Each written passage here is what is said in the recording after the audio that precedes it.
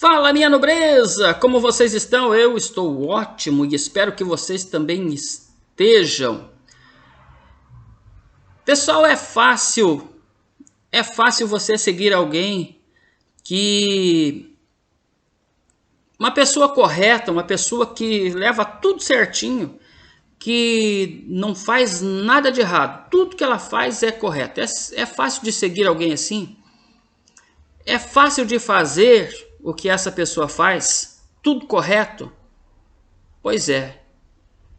É aí que nós olhamos para Jesus e nós vemos o porquê que as pessoas não querem seguir a Jesus, seguir os ensinamentos, os mandamentos e os parâmetros e as diretrizes às quais Jesus ele nos ensinou. Porque infelizmente no nosso mundo em que nós vivemos, nesse planeta aqui, João ele escreve lá no primeiro capítulo de João, está escrito que ele era a luz dos homens, mas os homens amaram mais as trevas do que a luz.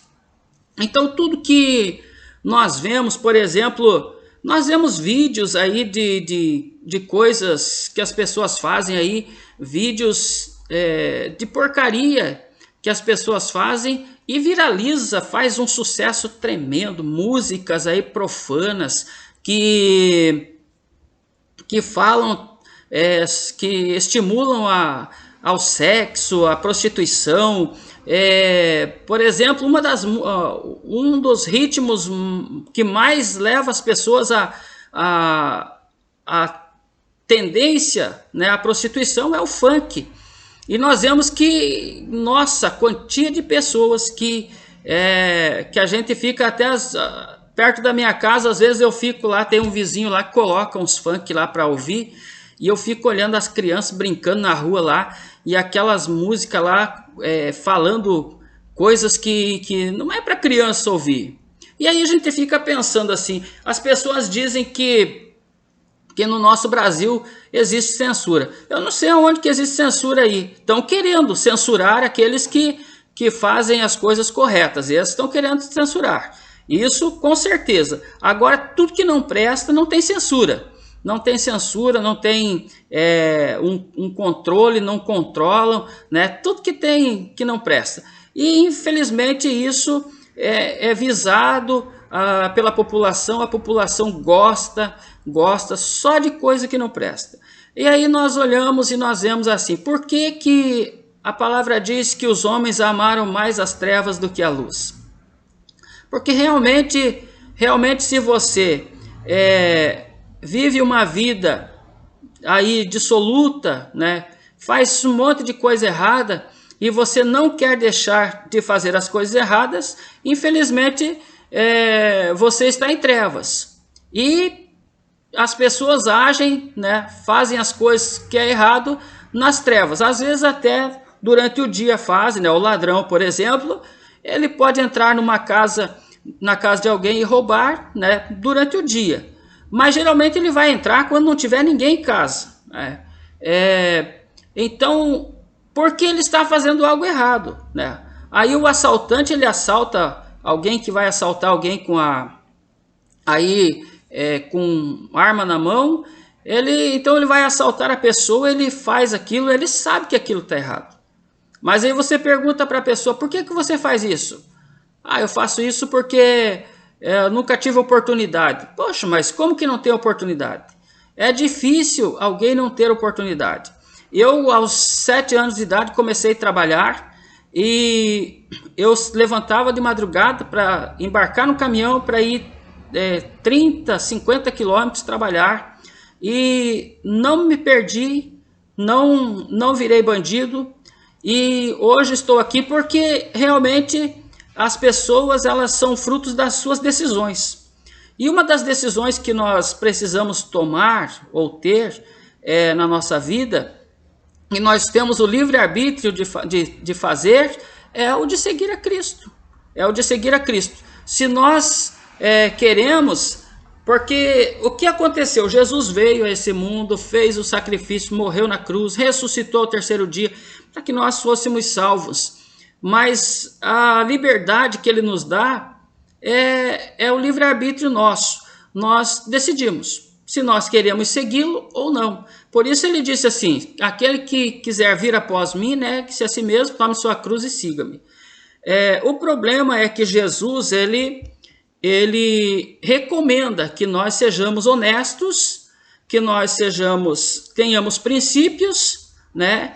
E que não façamos, né, coisas erradas, desonestos, não sejamos prostitutos, não sejamos adúlteros, não sejamos enganadores, não sejamos uma porção de coisas que a palavra diz. E as pessoas, elas querem fazer justamente aquilo que Jesus disse para não fazer.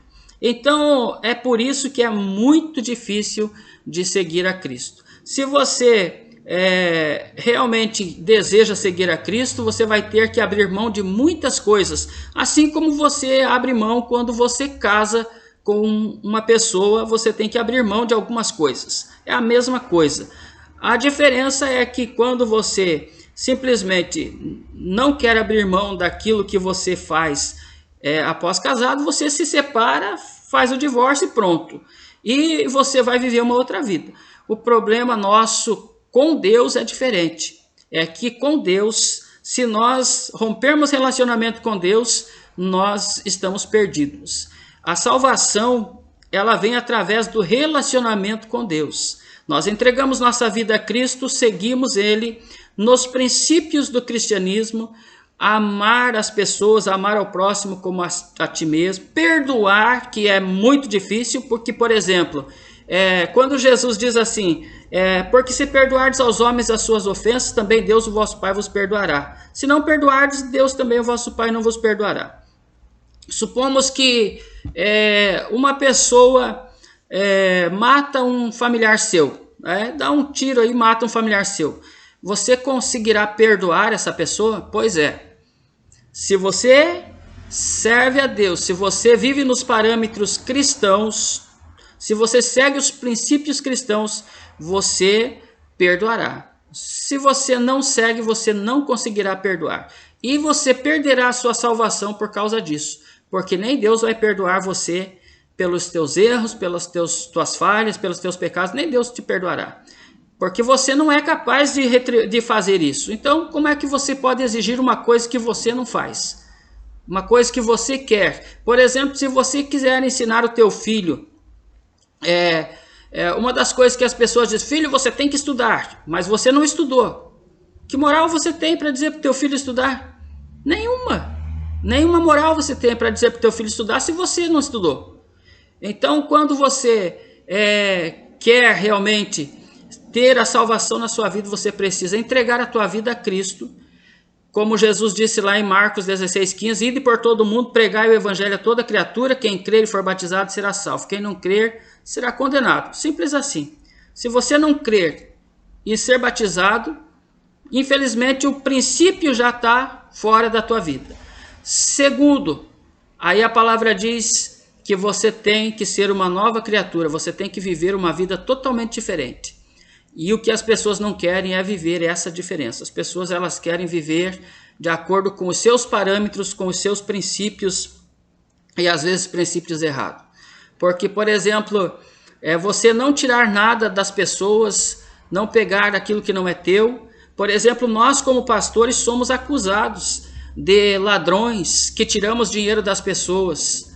Nós somos acusados disso e nós não fazemos isso, porque o dinheiro que entra na igreja é para manutenção da obra. O pastor que ele vive exclusivamente da obra, ele tem o salário da obra, mas ele tem lá uma liderança lá, uma diretoria que decide o salário dele. O salário dele é aquele valor e acabou. Mas mesmo assim nós somos chamados de ladrões. E só que as pessoas acusam, né, daquilo que elas fazem. Por exemplo, os políticos são acusados de ladrões. Mas as pessoas, elas, na primeira oportunidade que elas têm de mostrar o caráter delas, a honestidade delas, elas não fazem.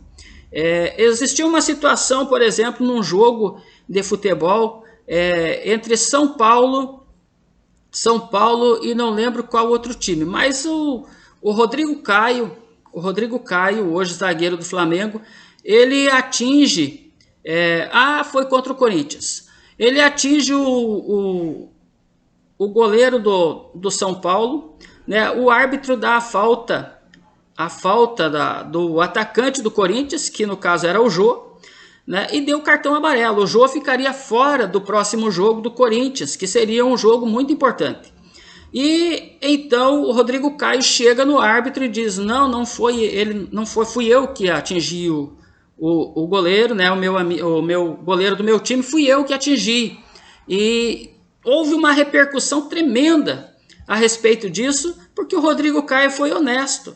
E então, perguntado ao Jô na entrevista se ele faria a mesma coisa, o Jô, claro, com certeza, Rodrigo Caio é um cara honesto, e é isso que tem que acontecer. No próximo jogo, o Jô faz um gol de mão, e quando ele é perguntado, né, sobre a mão, ele diz: não, eu não senti bater na mão. Como é que você não vai sentir uma bola na tua mão?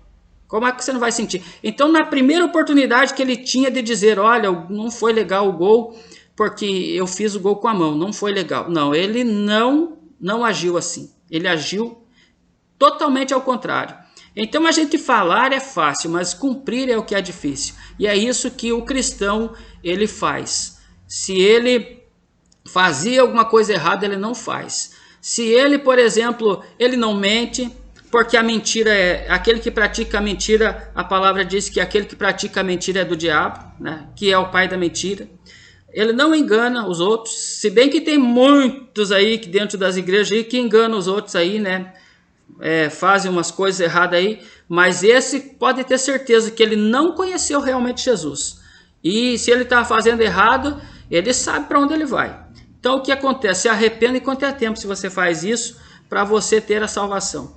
Então é isso que acontece com as pessoas. A primeira oportunidade que elas têm de fazer o correto, elas não fazem. Elas fazem totalmente o contrário. Então, quando você condenar os políticos aí, pense se você não faz a mesma coisa. Mas eu só, lá no mercado, eles me deram o troco errado lá e eu não devolvi. Mas era R$10 só, né? R$10 não é nada. O político rouba milhões. Qual a diferença de você roubar R$10 e um político roubar 1 milhão? É só o valor. Mas o pecado é o mesmo, a falcatrua é a mesma. Então pense nisso, né? O porquê as pessoas realmente não seguem a Cristo. Porque elas não querem andar na luz. Porque na luz aparece tudo. Então elas não querem andar na luz. É por isso que as pessoas não seguem a Cristo.